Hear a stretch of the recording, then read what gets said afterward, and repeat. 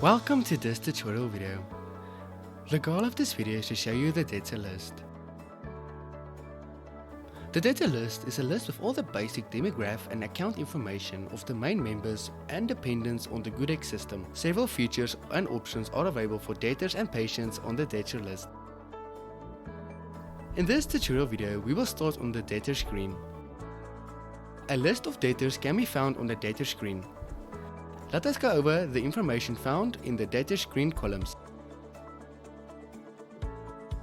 The file number that was created when the file was opened. The deb number is the debtor number of the person that is responsible for the account.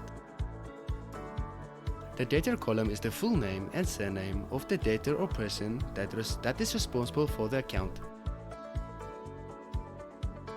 The ID number is the identification document number of the debtor. Medical aid is a financial institution which is responsible for paying the debtor's medical bills. Due to the fact that the debtor is a member of a medical aid and pays monthly contribution towards the medical aid. The patient is the patient portion outstanding amount that the patient is owing to the practice.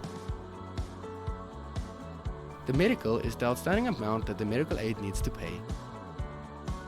Total is the total amount currently outstanding on the debtor's file at the practice.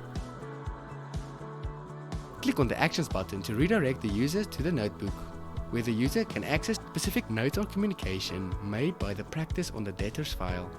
The notebook is used internally to keep track of any important information on the debtor's electronic file. If the user wishes to sort the columns alphabetically, the user may click on the downwards arrow next to the debtor's name. Please note that when the user sorts the columns will sort alphabetically or numerically depending on the column that was sorted.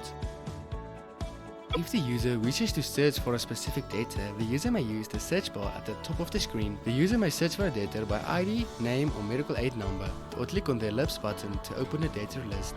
Once the user selected the specific debtor, the debtor sidebar will be available on the user's right hand side. For more information regarding the debtor sidebar, please refer to the debtor sidebar functionality user manual linked in the video's description. The multi-invoice button is used to create multiple invoices in one batch. These batches will contain invoices for more than one debtor. This is mostly used by bureaus for faster billing. Click on the New Debtor button. The debtor screen will open. From here, the user may create a new debtor account. For more information regarding how to add a debtor, please refer to Create a New Debtor user manual linked in the video's description.